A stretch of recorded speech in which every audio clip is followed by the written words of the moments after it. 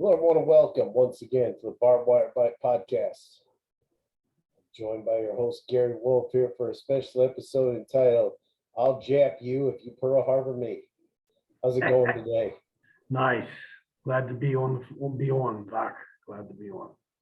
Tell me again how freaked out those fucking people get when Hack said, I'll Jap You and you Pearl Harbor Me when they were in the FMW. Had to be Yakuza there. It was crazy. The whole locker room literally went silent. You could hear a pin hit the ground. No bullshit. Now, was he... But Hack was the only one still talking. Okay, he was still fucking blah, blah, blah, blah, because he didn't realize what he said. You know what I mean? He was just rambling on, and we're all like, stop talking, turning around.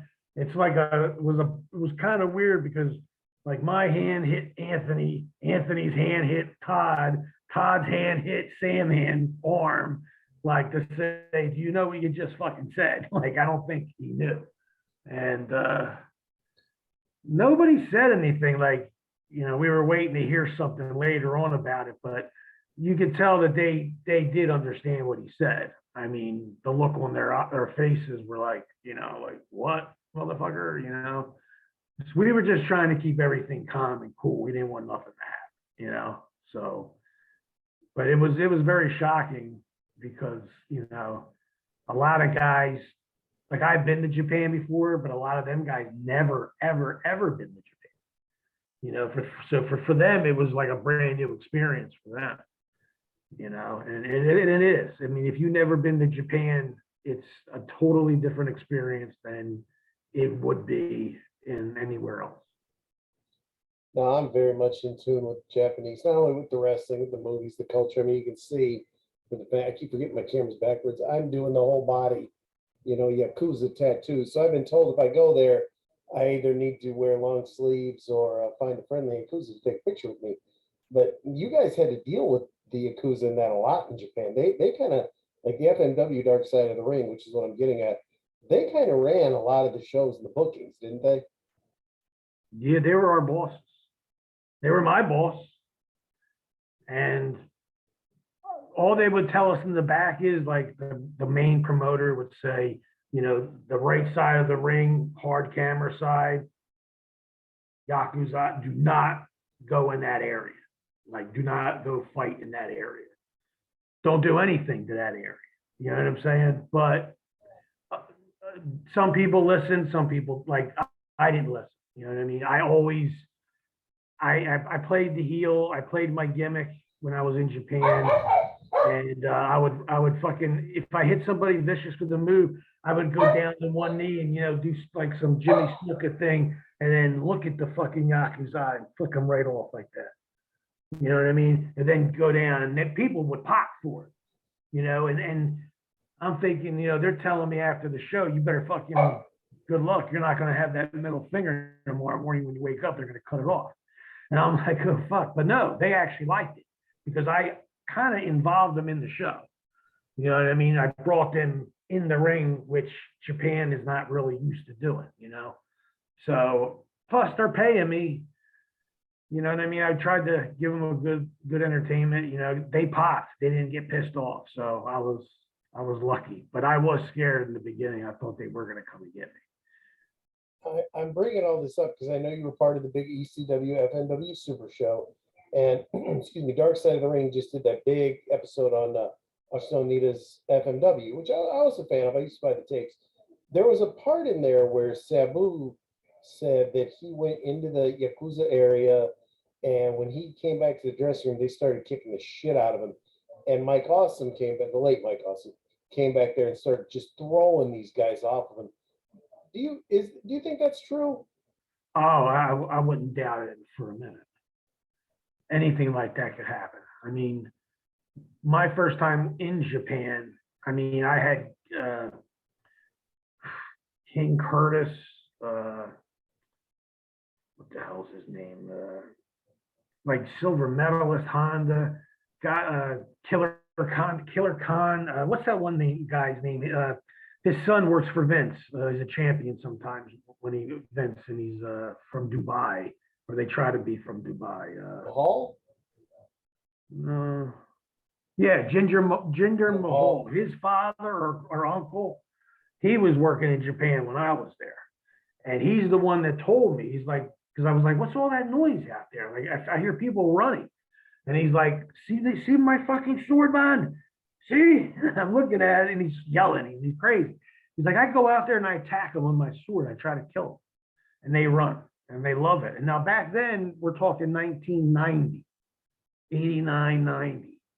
So it was okay to do that kind of stuff. And it was okay to do that all the way through the 90s. I mean, to be honest with you. And that's how it was there. So, yeah, if Sabu got thrown in that part of the area, they would come in the back and try to kick his ass. Absolutely. They don't take no shit. You know, like we can't go to bathhouses. Some bathhouses will let us in because they know we're American. But if I was Jap, just having my tattoos, no way. There's no way they'd let me in. I mean, I've been turned down a couple of times, many times, you know, where they don't see them until I get in there. And then it's kind of too late to come up to me because they feel funny, you know, and I am American, so they'll let it slide. But the ones that do let us in, you could tell the gangsters are in there. They're everywhere. You know, they're sitting right next to us. You know, and they're very nice to us. I mean, not bad people. After shows, they would, if they liked, they had their group of guys they liked, and there's so many families. I mean, everybody has, you know, fans. We would end up always at like some underground casino somewhere, you know, that's nobody knows exists, and we would just show up there, and they would give us a big, you know, load of chips like this.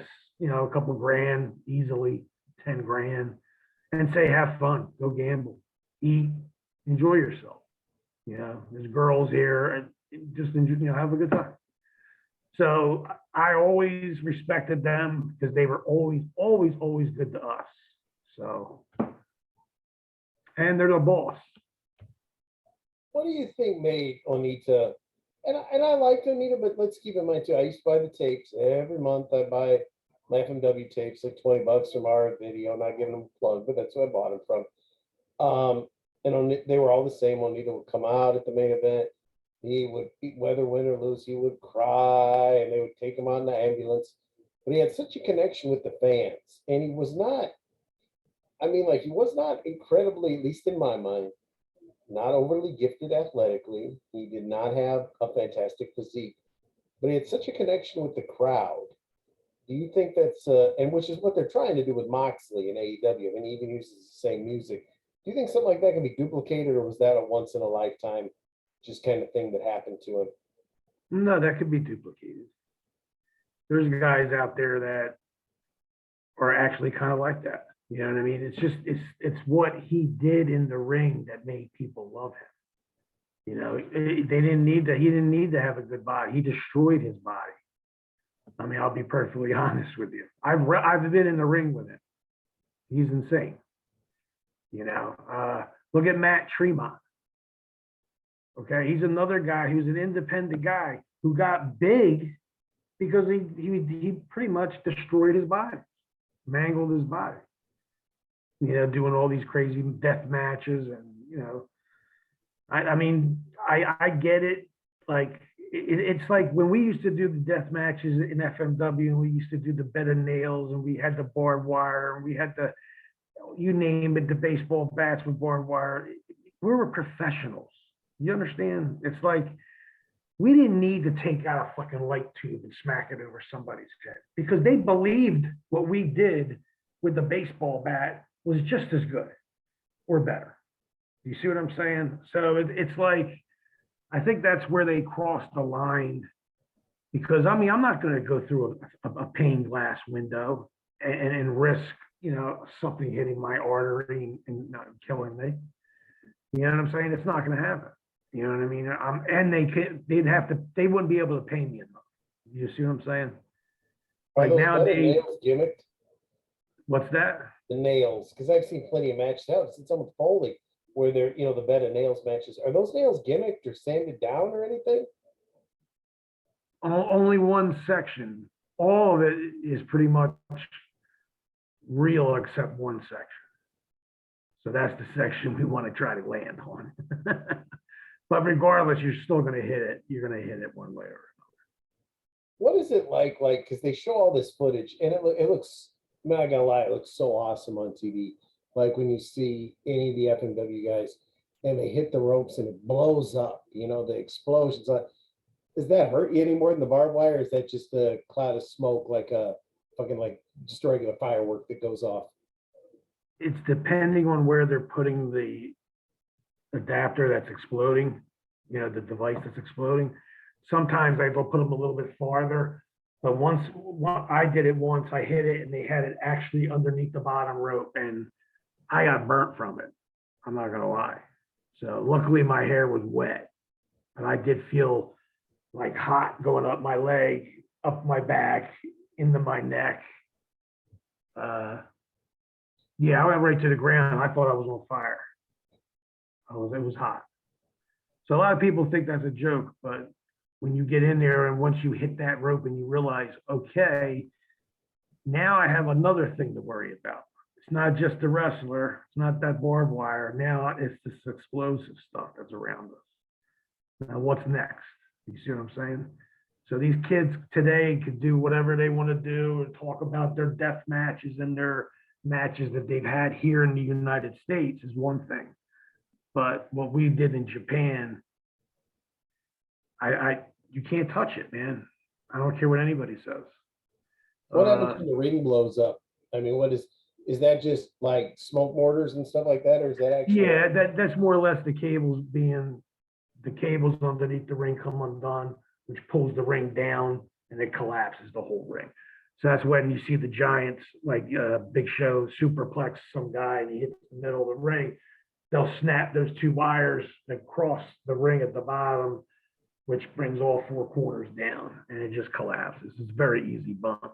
But if you're not ready for it and you're just standing there, I mean, you could break a leg, an ankle easily. Like you have to, you got to actually, when I was told is when you feel it go, just get off your feet and just be an airborne, because when you hit it, it's not going to make a difference. But if you're touching it and it does it and it falls a certain way, it's going to shift your body a certain way. That's how I was trained. See, Japan, they would tell you ways of not getting hurt by using different materials. You know what I'm saying? And for them, if they did the explosive ring, they would always say, get off your feet, because we don't trust the ring moving sideways, shifting, and this way you land flat. Like probably here in this country, they wouldn't even understand what that means. You know what I mean? I mean, I get it. These guys are all trying to make a living, and I understand that, and maybe that's the only thing they can do is hardcore. And I get it. I mean, there's a lot of guys that are there that are in WWE today and AEW today that were in that kind of business. They were in the combat zone business, which was hardcore. They actually stepped it up one more than ECW.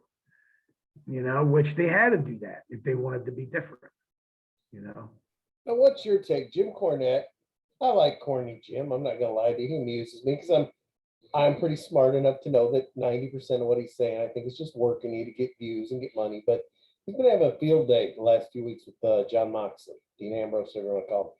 What do you think of a guy like Mox, who was, 5-6 year run WWE, heavyweight, intercontinental, US, tag, undisputed, every belt imaginable, main event player, bitches about how they didn't use him, goes to AEW, heavyweight champ, main event player.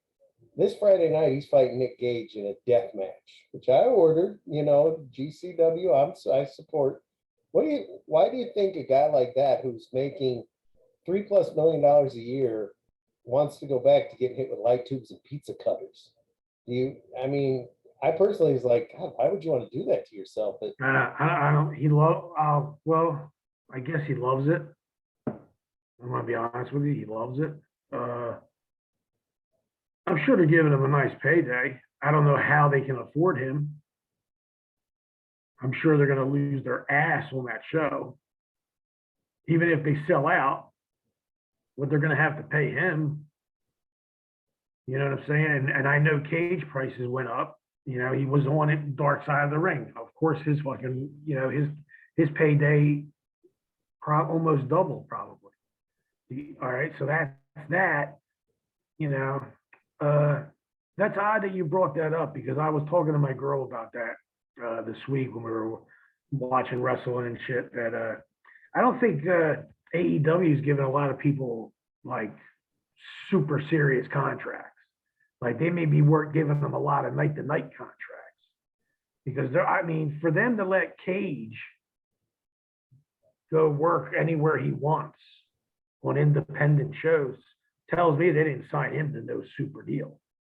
You know, it's not like he's Kenny Omega or the Young Bucks or the new guy Adam Cole or like Moxley. Eddie Kingston's a great friend of mine. He's a fucking awesome dude. I'm a mark for that guy. I am so happy for him, dude. He used to come to my school all the time, man. He used to work his ass off. He just could never get a break, man. And it had nothing to do with his talent or anything like that. He couldn't get a break. And finally he realized, man, when you your fucking promos, you tell the truth. Don't bullshit. That's why Ric Flair was the best at talking on the mic. He told you what he did the night before, which was true. And that's why men fucking would get pissed off at him and women loved him. You know what I mean? That comes down to it. Now, I got a Kingston question because I'm one of the hosts of the RTE show, also on this channel. And I always say that, you know, Kingston in the ring is okay, but Kingston on the mic, I think it's amazing. But I always say about Kingston, I was like, you know, when I watch the show, I think that's the one guy that would fuck you up. I think that's a legit badass. Is he a legit? No, Eddie's a tough dude. I mean, he's been in this Eddie's been in this business a long time. Like, okay, I've been in it over I don't know, 30 years. So he's not, I guarantee he's in like over 20, 25 years. Because like I said, I had 3 schools and he used to come to all 3 of them. And at one point I had 40 guys showing up just to work out, you know, at my schools. The Pitbull, we called them the monster. Actually, we went to the Monster Factory. We called our schools the Animal Factory or the Animal House. And we started them when we were in ECW because Taz opened one up in New York. And Todd Gordon and Paul Heyman gave me and Anthony permission to open one up in Philadelphia. So we were always looking for talent in ECW. It was just a matter of, you know, finding it and then getting it trained. You know, we had guys that people don't even know about today that they were ready to go. I mean, these guys were ready to go. First night they show up, they break their fucking leg. And it happened at the arena. You know, this guy was ready to go. He trained. He was a guy that they were actually ECW built up on him. They built up him big time. They were going to put a strap on him once he got known and his name got, you know, and he broke his ankle or leg that night, his first night. So you never know what could happen, you know. But I'm very happy for Eddie. He deserves it. He's a guy that I can say deserves it. He deserves this good fortune for him. I felt bad for him because when Mox and Omega did their big exploding barbed wire death match, and I saw right away when my son and I were about 10 minutes in, I was like, all they're redoing, which Dark Side of the Ring showed, they're redoing the Onita Funk match. It's exactly what they're redoing, just for modern times. And at the end, when Eddie came out, because he was feeling Moxley, and he covered him, it was like, okay, this is it, 100%. And then it just went, and you got a sparkle, nothing blew up or anything. I was sitting there like, because these guys busted their ass for so long. And Kingston's looks like he's 69 in him, and nothing's happening. And I was like, oh, this is a terrible way to end. But yeah, Eddie, like in the ring, it's kind of like, even my son's like me. He's like, although we thought Eddie and Miro had a fucking great match, but Eddie on the mic is gold. And yeah, Eddie just to me strikes me as somebody that in real life, if he wanted to beat the shit out of you, he's gonna beat the shit out of you, or he's gonna come back with a bat or a chain and get you. Yeah, he's not the type that you're gonna say, look, I need you to read this. This is your promo. No, you gotta say, look, you're pissed off at this and you're not too happy about this, and make sure you cover this date, and everything else do on your own. That's the kind of person he is. And that's the way wrestlers are supposed to do it, their promos. You know, we were trained that way. You know, why do you think we used to stand in front of mirrors for hours and hours at a time trying to cut a promo, you know, and believe it? You know, that's what they used to tell us in school, you know, but we, you know, you got to figure, in my day, we didn't have video recorders and telephones and, you know, shit that they have now. I mean, shit. It was pretty easy for me and my partner to break into business when we did. I mean, what, we broke in 88, we were in Japan by 90. Imagine now, and we're 20 something years old breaking in right now. You know what I mean? We'd be tearing shit up, dude. Tearing shit up. And that's another thing, you know, I gotta say, these young guys today are not, they're trying to invent new moves that could probably actually paralyze somebody. Stop doing that and go look at old film, old footage of 5-star matches. You know what I'm saying? And look at those matches, and you can learn something out of that.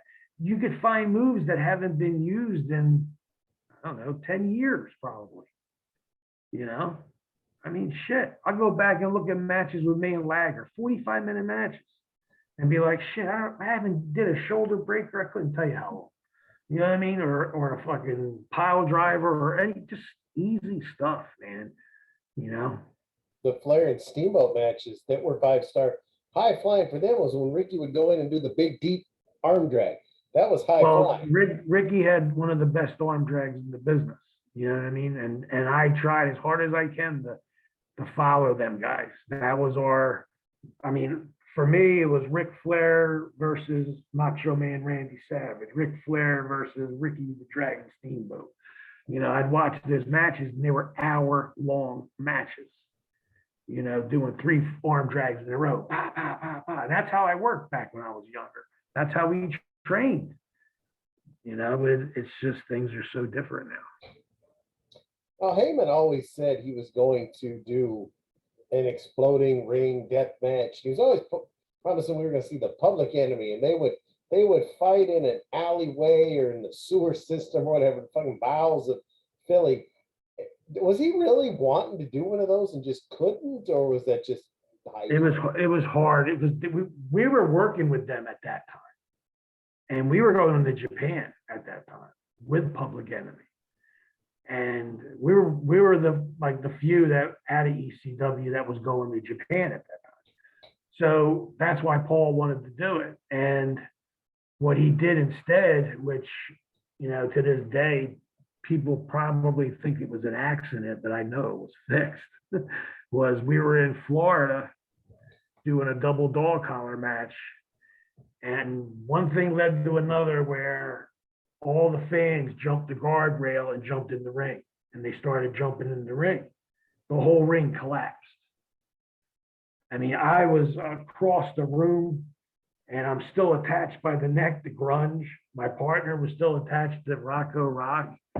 And I remember to this day, I was surrounded. I didn't know where I was. I had no idea where I was.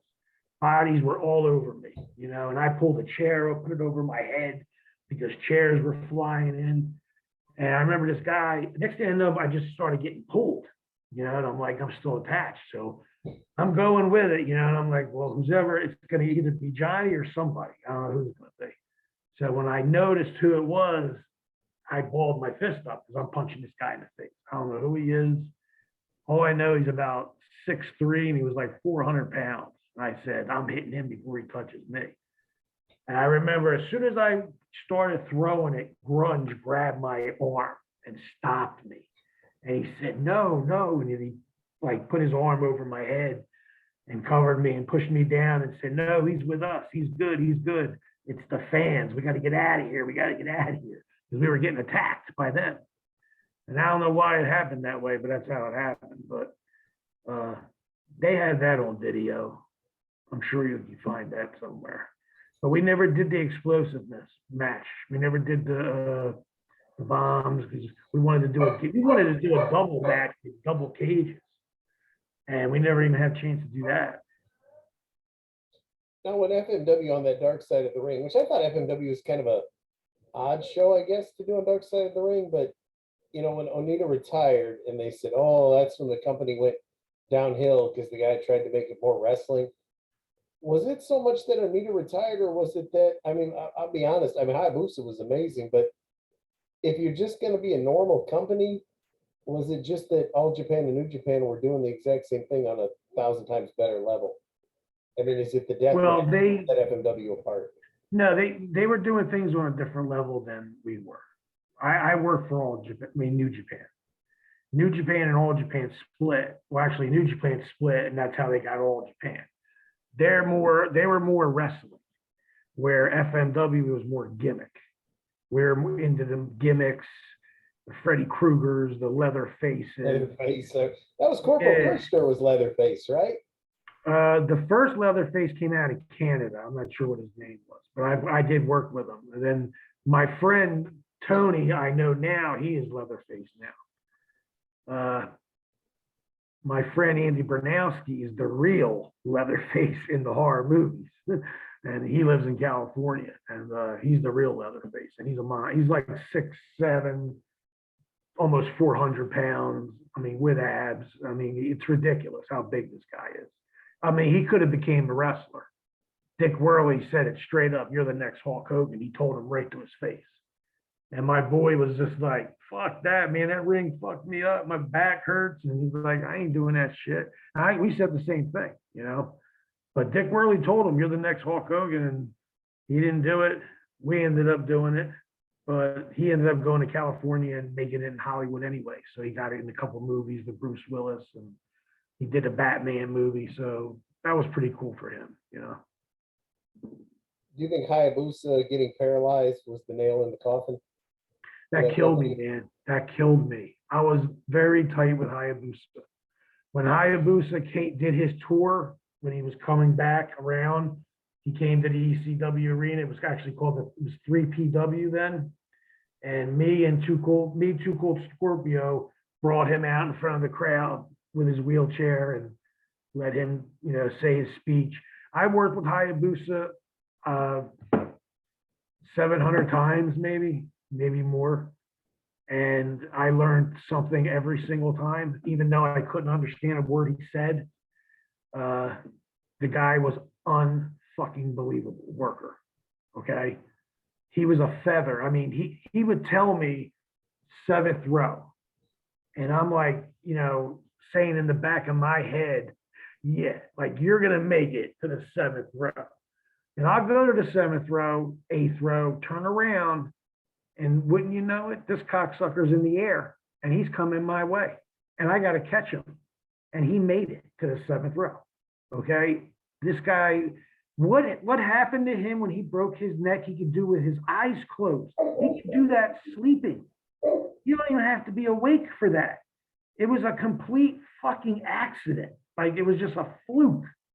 I mean, what he did, that little moonsault off the 2nd rope, he can land on his feet with that. Okay, he's that talented. I mean, he was the only guy that told me, I remember this day, he goes, you got your power, your super bomb. That's my partner passed away. Okay. And I remember he said to me, he said, I'm going to go for the Frankensteiner. You don't go. He's like, put your feet and hold yourself up and then pull me back up. I'll lift myself up. He goes, with my abs and stuff. He goes, give me a nice jerk up and then super bomb me off the top. He's one of the only guys that ever let me do that to him. And it was clean, perfect. I thought I killed him, but I didn't hurt him at all. But I thought I killed him. But that's how good and devastating it looked. And but working with him, man, was awesome. I mean, the first time, I'll be honest with you, the first time I worked with him, I was just like, what? He sat there and we ran through a 35-minute match from beginning to end. And I just remember sitting there being like, he expects me to remember all this? How in the fuck am I going to remember all this? You know what I mean? I'm like, there's no way. There's no way. But that's the way they work in Japan, you know, so you have to get used to it, learn the style, and then once you get it down, then you can own it. You know what I mean? You don't have to do as much talking in the back. You can just do more showing at the show itself. But that's how good Hayabusa was. He was able to, he could dictate the fans. Like if they weren't making enough noise, he'll do something crazy and they would go crazy. And that's how he was. And it's a fucking shame, man. I miss him. He was the nicest dude. You wouldn't under that mask, man. You would think, nah, that it can't be him, but it was. I remember when ECW did the. I'll ask you this. This will be a second question, but the first thing was just more a statement. When ECW did the one pay-per-view, it was Rob Van Dam, who at the time I think was probably pound for pound the best in the world. Sabu, who I still say is the most fucked over guy in pro wrestling for all the moves he invented that he never got credit for, against Hayabusa and Jinsei Shinzaki. Not only did I think that was one of the best tag matches ever, I love that Joey Styles is sitting there and he's naming every move. And Shane Douglas, for the people who don't remember, he was because the pay-per-view companies always wanted a two-man at the booth. And they had Douglas up there, and Douglas was really good. He was really good. And during that match, he didn't know what the fuck to say. He didn't know the names of any of them moves. Nobody knew the names. These guys were making up new moves. And Joey Styles had the perfect cover. He's like, the franchise here is taking notes on potential opponents. That's right, Joey. I'm sorry, I'm not talking. I'm writing down. Never know who the franchise is going to fight next. That was the best cover. But man, that was the smartest thing I've ever heard him say. That was awesome. That was a match. I mean, yeah, I was actually jealous I wasn't in that match with my partner. We wanted part of that match. I mean, even when they brought the headhunters in, we worked them so many times, but they wouldn't put us against them. You know, I'm like, why not? We worked great against them guys. I mean, I don't know, but we had great matches with Furnace and them, the Canadian Express or something. Those were good. Oh, he was an amazing athletes, man. Amazing athletes. Even the Steiner brothers were great tag team. I'll never forget the first time I worked with the Steiner brothers and I felt their power. They're strong motherfuckers, bro. I met Scott and I was shocked because I'm not a tall individual. I'm about 5'10". I was close to about as tall as Scott. Holy shit, that guy's big. But everybody says when he would pick you up and throw you, if he liked you, you never felt a thing. No. I mean, he used to give me this belly to belly. I would hit the turnbuckle, come out. He'd hook me, take a step, and then hit me with a belly to belly. And it was beautiful. I mean, it looked vicious. You know what I mean? But it was beautiful. I worked him. It was me. I actually got called by WCW at the time, me and my partner, and they wanted us to come in to Atlantic City. So we went to AC. They were having a house show there. So they used us. They said, we want you guys to work. So I'm sure Flair had something to do with it because he was on the show and he knew we were right. We lived 20 minutes away from Atlantic City. So they said, come on down, bring your gear. We're going to use you. So they put Anthony against Matt Bourne when he was the, what's that, lumberjack guy gimmick he did? Big. No, he wasn't Big Josh, was he? Big Josh. So he did that. They put me with Sid Vicious versus the Steiner brothers. So the finish was Scott was going to hit me with the Frankensteiner off the rope. You know, not off the top or just right off the rope. You know, and I did it 1, 2, 3. And then Sid Vicious got pissed off because we lost. So he power bombed me in the middle of the ring, which was an experience because I've never been that high in my life. You don't realize how tall Sid Vicious is until you're up on his shoulders. And you're like, oh shit, this is gonna fucking hurt. I was like this big fan. It was just no way of saying it any other way except it's gonna be ow when I hit the ground. You know what I mean? It was like, fuck. So he nailed me with that. It was done. But I remember walking in the back of the locker room and Scott Steiner was on the ground crying. His lower back was so fucked up. I mean, it was so hurt. I mean, I didn't hurt him. Nobody hurt him. It was just being on the road so much. Those guys worked so many days a week that he was crying, bro. And I'm like, "Are you okay?" He's like, "Bro, he was more pissed off at the company. He's like, "These motherfuckers won't give me a day off." You know what I'm saying? And he's grabbing his lower back, and he's serious. He's fucked up. You know, it had nothing to do with us. It was just that, you know, it was a constant injury for him, you know, and you could see that later on when he started wearing a weightlifting belt out there. You know, that was for his lower back. So, which happened to a lot of guys. I remember when WWE hired him after he had the big hot run in WCW. And when WWE brought him in at that time, I'm trying to think of the best way to say it. Scott Steiner was so enhanced at the time. Yeah. He couldn't do anything. Like there was the Frankensteiner was gone. He couldn't do it. He was too big. And so he came in with Triple H, chop club. And it was like within 2 minutes, it was like, this guy sucks. And that was it, which was really sad because I mean, what I think people don't realize, the Frankensteiner comes from Scott Steiner. I mean, those guys invented moves the cruiserweights do, but toward the end, he just was so big. Yeah. Mobility, you can't do that kind of stuff at that size. Yeah. I mean, it's like the Spanish Fly. You know, I know guys who invented that, and that was the Maximo brothers who came to my wrestling school from New York, SAT. They invented the Spanish Fly. I don't care what anybody says. Then they would do it as a tag team to one person, which was awesome. And that's when shit just started, you know, it was just starting to come out, these crazier moves. And I'm running a school and I'm just like, I don't want these guys breaking their necks and getting hurt, you know, and I'm like, what the hell are you doing? And they're like, we got it. It's just a new move. And I'm like, okay, you know, but later on, I took time off, and when I got back, seeing all the new moves that they're doing now, it just blew my mind. You know, too much flippity floppity stuff for me, man. Well, I showed my son the Gangsta's Paradise. I said, Rey Mysterio. I said, Psychosis best fucking heel in Mexico at the time. I said, watch Rey and Psychosis, and I remember watching that like that. He was bored to tears. He's like, these guys suck. It's like Pentagon and Phoenix.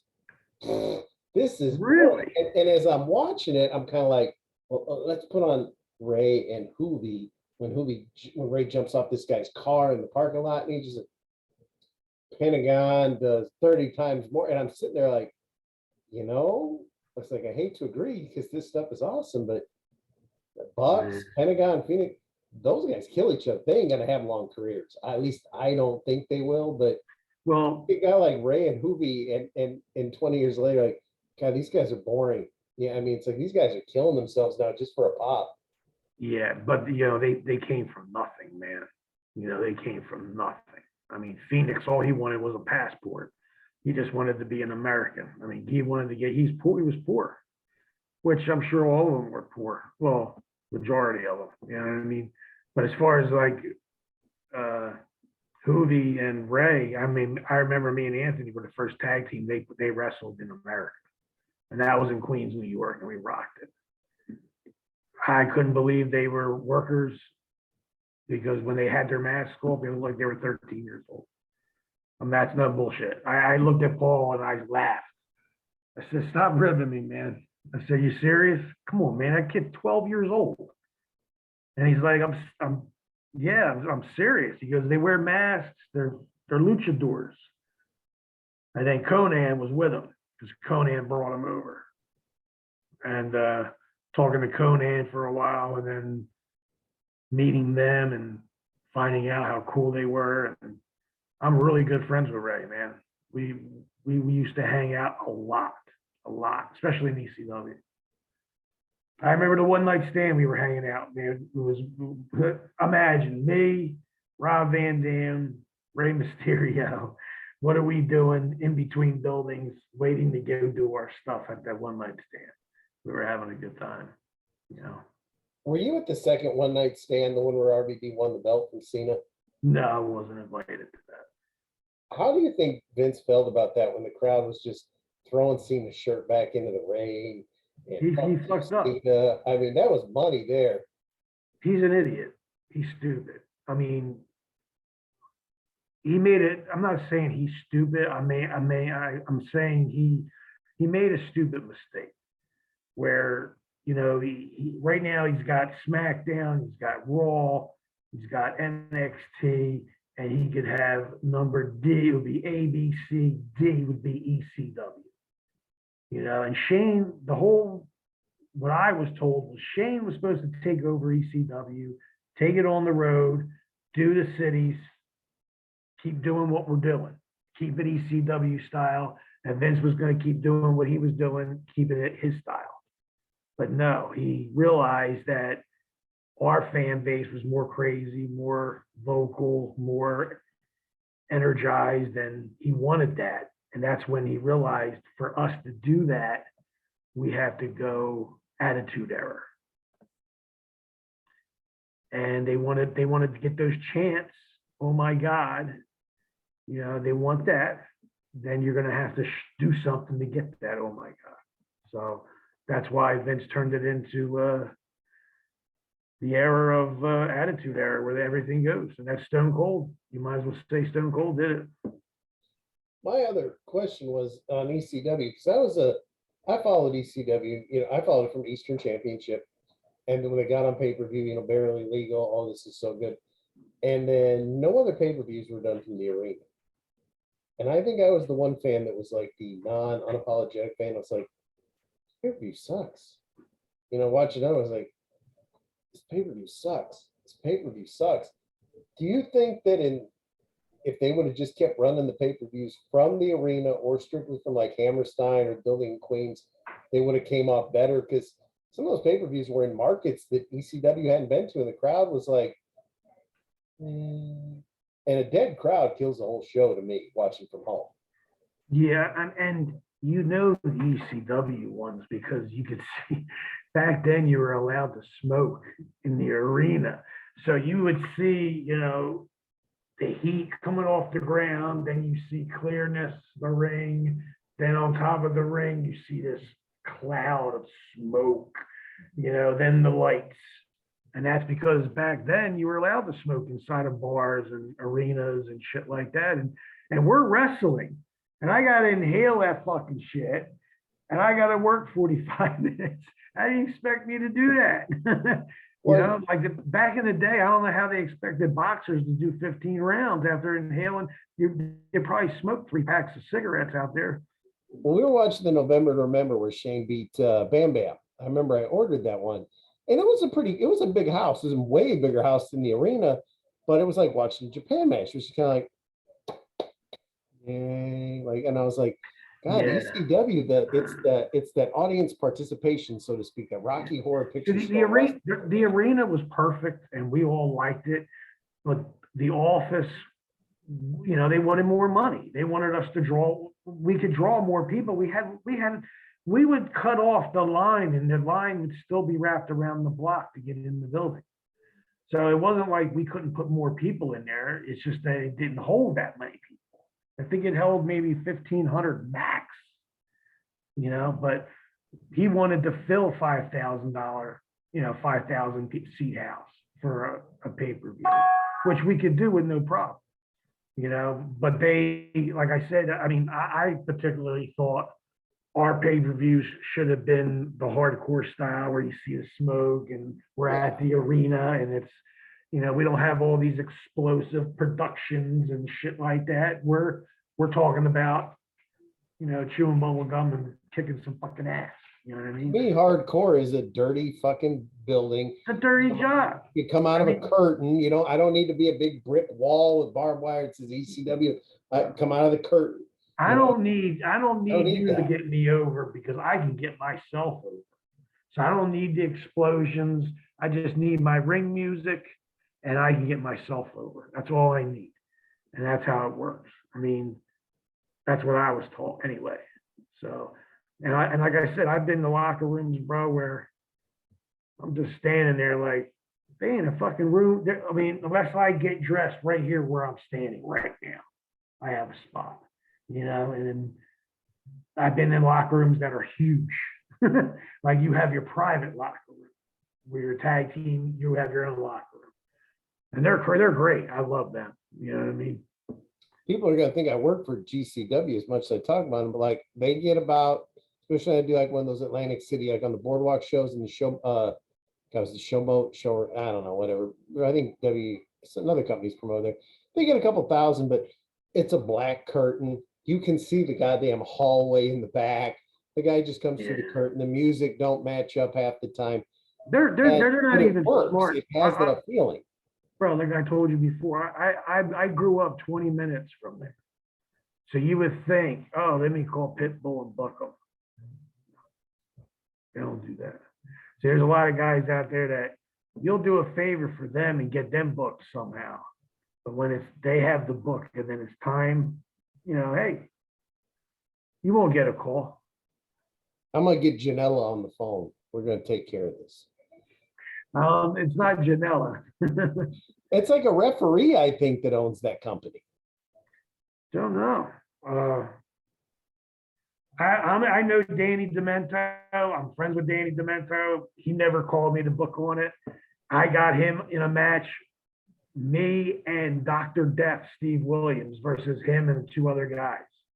You know, I set that match up. I got him in that ring, in that cage match. You know, I got him to lock up with Dr. Death. It was because of me. He didn't do anything special. I booked it that way, you know? So for me to put him in a ring with Dr. Death, he can't turn around and do me a favor and book me on a show. I have a name. He wants blood, I'll give him blood. Why do you think Heyman spent so much money to bring in Gordy and Dr. Death? And I remember you heard about, oh, it's the return of Gordy. It's Dr. Death. They're the first time in America. And they jobbed the Eliminators in 6 minutes. It only aired in clips. It was such a short match. It's like, why would you spend the money to bring them in for a throwaway match? Were they just not? I know Gordy wasn't right after a couple of acts. Gordy wasn't feeling well. That was a problem. They brought him in because we were even supposed to do a cage match with them. We were supposed to do, we did a cage match with the Heavenly Bodies, which was Pritchard and what's his name, the other guy. Del Rey. Yeah. But Gordy was out of his mind, bro. I mean, at that point, I loved him, man. He's a great fucking dude, man. But he just had a problem drinking, man. He just couldn't stop drinking. And I would even just keep him. I even would tell him, because he pulled me aside and he's like, come on, take a walk with me. Tell me about these eliminators. I'm like, they ain't nothing, brother. You got it. They're easy. You'll have a night off. He's like, well, we're working you guys next week. I was like, yeah, I know. We're good. But I could always tell, like, he had a lot of brain damage, man, from Japan. I'm not going to lie to you. Because when I would talk to him, man, his mind would be somewhere. He's looking at me, and it's kind of freaked me out. You know what I mean? But I could see the damage that he occurred. Now, Dr. Death was the complete opposite. He knew what was going on 24/7. You know what I mean? Where it was a big difference in personalities. Like, you know what I mean? It was kind of like every tag team's the same way. You have your responsible guy who has to make sure you have to babysit somebody sometimes. And that's pretty much what it came down to. You know, every tag team has that. You know, you got the Rockers, Marty Jannetty was that part. Shawn Michaels was the baby face, good guy in the beginning, until he became a singles wrestler and hung out with Triple H, and then you find out it was true colors. But regardless, I mean, it was a shame because they really, we wanted to bring them in. Paul loved them guys. Plus, they were big enough, and they were more used in Japan than WWF. You see, they were more popular from Japan. That's why ECW liked to bring them in, because we wanted to bring in guys that people didn't see, or Vince didn't know what to do with it. And then when we got them, we did know what to do with them, you know? Like when LaFont and them were a tag team working for Vince, What did they do with those guys? They didn't do anything with They them. didn't do nothing with them. They put them in angles with us, and we had 5-star matches, man. Them guys could work. They should have been heavyweight tag team champions in WWE, WWF. No questions asked. Okay, they could have held the belts in ECW. Okay, easily. You know what I mean? So it comes to a point where how do you have all this talent and not know what the fuck to do with it? I don't get it. I never got when. Now I like Mikey Whipwreck. I like when like Mikey fought you, and he would get his ass beat, and he was somehow at the end something would happen, he'd win. And I liked everything about Mikey until he won the title, because then it was like, oh, he beat the Sandman. That gimmick. No, I gave him his first title. The TV title. I dropped the first title for Mikey Whipwreck came from me. I passed him the television title, which is a very big responsibility, especially at that time. Why would Look at all the television champions that were in ECW, bro. Look at that list. I don't think you're going to find an more impressive list than that in anything, to be honest with you. I just remember he disappeared. It's like, hey, Mikey Whipwreck's on WCW pay-per-view. And I think I saw him 2 more times, like within a couple of years. And then that's when he came back, and he was like the fucking Ozzy Osbourne devil guy with Tajiri and Sinister. It's like, Mikey's back. Well, Mikey sucks now, because once he won the title, that was kind of the underdog. You know, once they that was a great underdog, that was the end of it. And that was another, I guess, Paul Heyman gimmick. I mean, it was great. I mean, when Paul asked me, I remember he told me, he's like, you're going to start your angle with Taz. And we're going to have you drop the strap to Mikey. And I'm like, no problem. You know, and we're going to have Taz do a run in, interfere, and Ricky, and then that gets Mikey with the quick, 1, 2, 3 on me. And I had no problem doing that. Mikey tried to give the belt back every week. Like, I don't want it. My mom's mad at me. I keep coming home being. It was awesome. It was great. It was great TV. They even had the great music to go with it. I'm a loser. You know what I mean? Come on. And then Foley brings Cactus brings him out by public and he keeps running away, and he's got to go keep getting. Yeah. My girl just made the point. That's why AEW is making so much ground, bro. They're spending money. They got Joan Jett, the Pixies. I don't know how many other bands that they're using. CM Punk personality. I mean, Ruby Riott is. I think she's. She's Rancid. I think. Yeah, that's what I'm saying. See, they're using old school ECW shit. Darby Allin has his own. See, when I was in ECW and they were asking, what are you going to use for music? I'm like, I want to use Rob Zombie. They're like, well, we don't have permission for that, but Rob Zombie's going to be in this town while we're in that town doing a concert. So what are you going to do? I'm going to go to that concert. And I went to the concert, met him, hung out. He knew we were ECW guys. He had us on the list. Steve Corino did this with Limp Bizkit. A lot of guys did this. Balls Mahoney did it with it was AC/DC, wasn't it? AC/DC, yeah. And these guys, like back then, they were cool. I mean, Rob was just like, man, sit down, smoke a joint, let's take a shot. And if you guys are going to, you 2 big motherfuckers are going to use my music, Thunder Kiss, I said yes. And we showed him a video, and that's all we had to do. We took 2 shots. I said, do you need anything in writing or anything like that? He's like, fuck no, man. He's like, I want to hear my song played on your show. I want to. Okay. And they were cool about it. Now, when Vince McMahon, who's the billionaire, tries to use their songs, they get pissed off and they want money. But Vince don't want to pay them money. Like, I'll give you an example. The Sandman was able to use Metallica. Okay.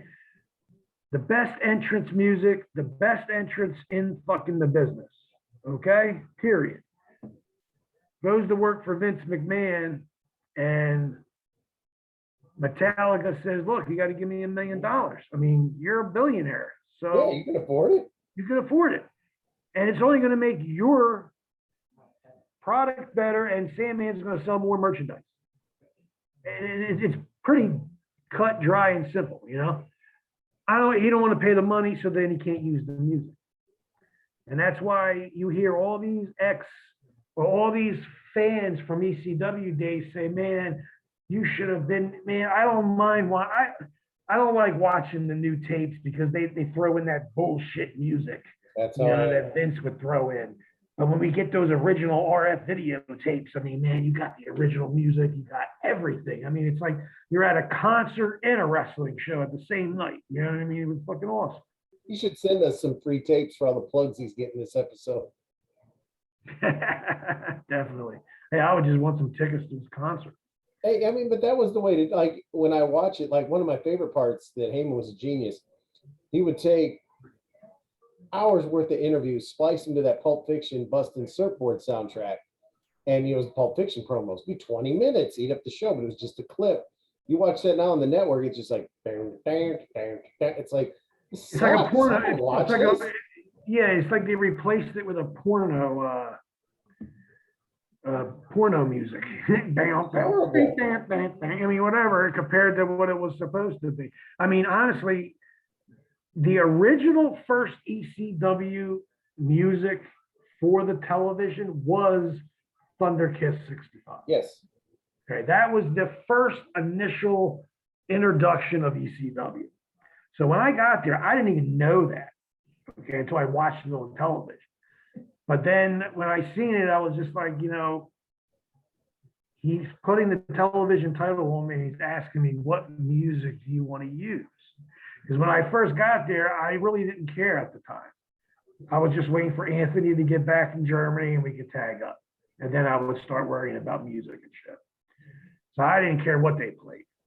But then I remember one night he just said, what music do you want to use? And, you know, and I said, I went and seen White Zombie last week and they sang this song called Thunder Kiss. I want to use that.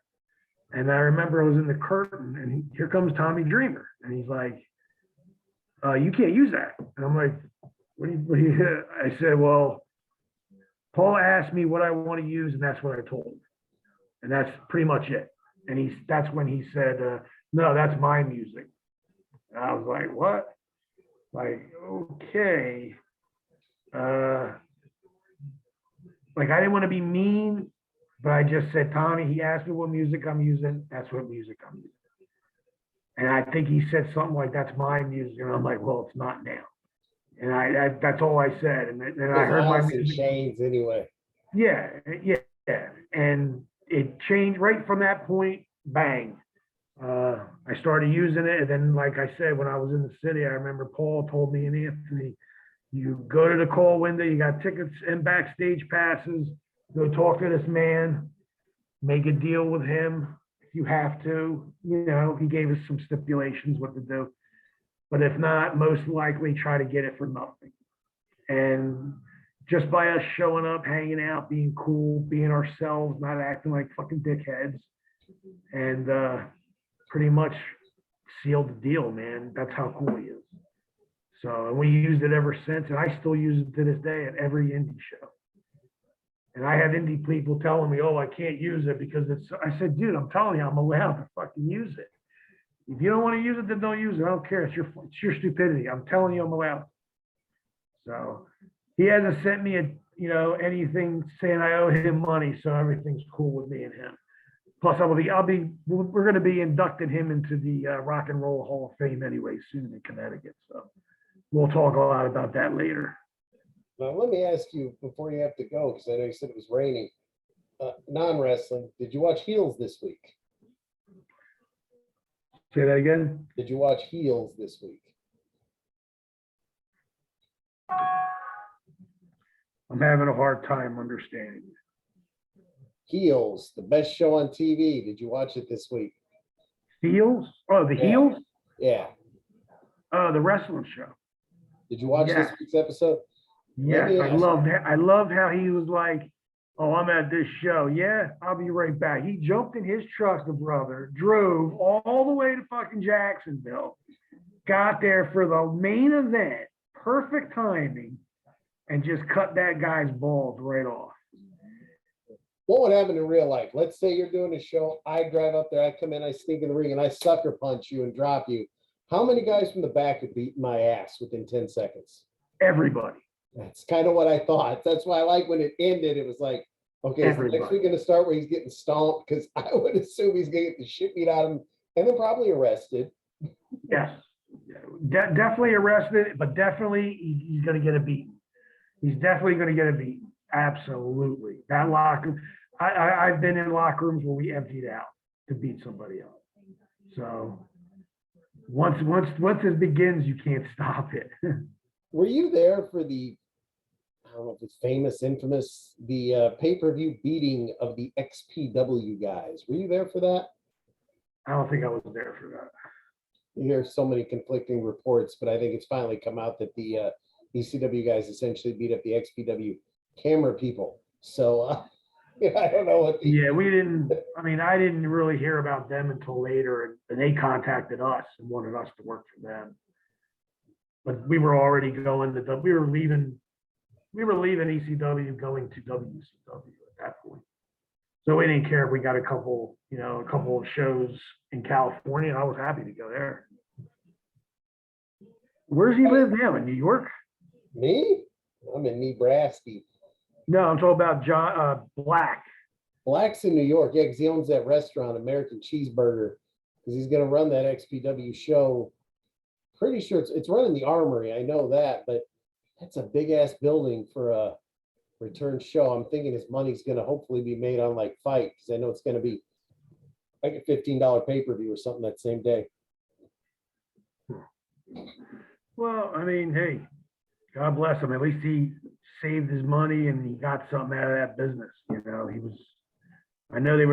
was rolling in the cash back in the day during the porn business. So God bless him. If he got a cheeseburger place out of it, that's great. I was really anxious for the XPW relaunch because I liked XPW. Then it was like, and nothing against anybody, it was like, it's going to be a tournament of death. It's like, okay, well, I see those all the time. And I've got Schlack and Cologne. It's like, it's the same guys that are, I don't care if it's GCW, IW. Why don't they do something different? All the same stuff. Yeah. I'm going to watch a rerun. Why don't they do something different? I don't understand. I don't get it, bro. Like I said, when I would run my own shows, I mean, I would have crazy matches, three-way dances, goofy shit, like stuff just to. It's just that he's not doing anything new. I mean, everything gets recycled. I mean, I had booked on XPW, or not XPW. If you notice in AEW, Adam Cole, when he does the crowd cycle, Brian Danielson, he's not as over. I don't think. I said the way to get him over, put him in the feud with MJF. MJF's doing that gimmick now where I'll call Bruce Pritchard. I'll go to work there. Ripped off from Rob Van Dam's gimmick. They'd be like, hey, and then Brian Danielson comes down. I know Bruce Pritchard, and my John Laurinaitis is my father-in-law. And that's a pretty good feud you could have there because MJF can talk for both of them, and Danielson can lead that match for both of them. I think they could get over both ways. Yeah, that's the only problem with MJF. He can't get him. He can't work that good. His work's got to get better. You know what I mean? For him to tell a story and, be a heel and call the whole match out there, he's not there yet. But, I mean, believe me, with Jericho helping him, he'll learn very fast. I just remember he cut that promo. He's like, I'm not getting what I want, Tony Khan. I know Bruce. I get Brucey on the phone and everybody's going crazy. I'm like, Rob Van Dam did this. He said, more money here means more money there. And I'm Mr. Monday Night. It was like, you're recycling. It's like, please don't be to the point where you're recycling stuff. There's plenty of stuff to do. I just saw this thing today. My girl showed me on the computer. It was showing, said AEW, then it said WWE, then the line. Well, how many people are watching? Yeah, like which is better? And AEW is destroying Vince. I mean, destroying him. I mean, he had maybe 21% out of 100. It was pretty, it wasn't close at all. you know. Before COVID, we went to a Raw. They do Raw here every year. And we went, and it's so different than when I used to go. Now it's just like here's the mom and the dad, they're with their kid. Their kid is buying the New Day horn and this Roman Reigns shirt and the AJ gloves and all that. And it's bright and but I mean, if I said I didn't have a good time, I can't watch the TV show, but at a live event, which is overpriced up the wazoo, and it was fun. It's 100%. This is where parents take their kids now, and the little kids have a good time. And, I mean, that's the market he's going for. I can get that, but you outgrow that market. There's collectors that buy the figures now, not just kids. I mean, also look how old Vince is now. I mean, what's he, 75 years old? Yeah, he's out of touch. You know what I mean? Out of touch. I mean, he's still he's a very intelligent person. I'm not saying he's not. I'm just saying there's a time and there's a place to pass the torch, bro, before you destroy something. You know what I'm saying? So if I was him, I'd be thinking about who I'm going to pass the torch to before this whole thing collapses and I have nothing to work with. Before Disney says, I don't want to buy it, I'm not giving you the money. What are you going to do then? Because of the way AEW looks, bro, they look like they're killing it. I'm not going to lie. And now there's rumor that they're going to have Bray Wyatt could be going there. Kevin Owens could be going there. I mean, everybody's like, you have that logic of like, it's one guy. We got another guy. You get 5, 6, 7, 8, 9 guys. Then you're like, fuck, what do I got? And especially when Vince now is saying, I don't want no guys from the independent scene. It's like, that's where you have to look. You can't rely on that performance center because then everybody looks, dresses, talks, and wrestles the exact same. I noticed that with all the girls. It's pretty much NXT, all the girls are the same. Finally, in AEW, the girl division is starting to look good. I got to give it props. It's finally working its way up. That's all I needed, I think, is to get their girl division straightened out, which they're doing now, and they're bringing in some talent that actually could work. I think it's all right now. I can handle watching it. I can't handle watching Vince's shit. We don't even attempt it anymore. It's like I said, he's got an audience. His audience is kids, but my son's 12. That he's already. This is dumb. He's moved on. He's AEW GCW. Gotcha. Well, don't forget, we got Heels coming on this. What's it? This Sunday is coming back. Big finale at the Fairground show. So this is the last one. I think they're going to get picked up for a second season. Definitely. We got more American Horror Story. We got to find out everybody's pregnant from fucking aliens. No, man, that's what I noticed about that. That looked awesome. So that's about time they did one on that, man. They haven't done anything like that. I think this is going to be a different. I'm looking forward to it because they had a lot of time. Because remember, they did start filming and they had to stop because of COVID for a while before they turned back. And I think that's when they had all these different ideas. We got a lot of good they stuff. brought in a lot of the actors in the right, I noticed. And I like how the flashbacks in the 50s are in black and white. I think that's a nice little touch to it. I always kind of enjoyed when shows did that. I liked when they zoom in back in time and stuff. Definitely. Yeah, we got Heels, Horror Story. Next week, we got Halloween Kills. We got John Moxley versus Gage in a death match this Friday night. There's a lot of exciting stuff going on. Now, where's that going to be at on Friday night? Atlantic City. You should crash it. Yeah, if I was still living in New Jersey, I would. Definitely. Well, my kid already asked me to order it. And they do a nice gimmick where it's like, it's $20. And then they also do another show on Saturday. So if you want to watch both shows, it's $26 and you get them both. So their marketing guy's got a gimmick going for him. That's reasonable and that's a great idea. Nobody hey, God bless them. They must be making money because it's working. Yeah, they're So, weekly shows now, basically. good, good. Hey, maybe some territories can start coming up again. Think of Heels if that was a real town. I mean, I'd want to go I there and know, manage. man. See, my town was a football town. I wish it was Yeah, a same here. wrestling town, man. Can you imagine? That would have been great. I think I'd be a good manager. I don't know. I'd bump. You could beat me up for small change. Yeah, yeah. Managing's fun, man. I think I'd be okay at it. Absolutely, absolutely. You manage like a wrestler and wrestle like a manager. That's it, man. That's how fun. Or you call it down the middle. Best referee in the business. Yes.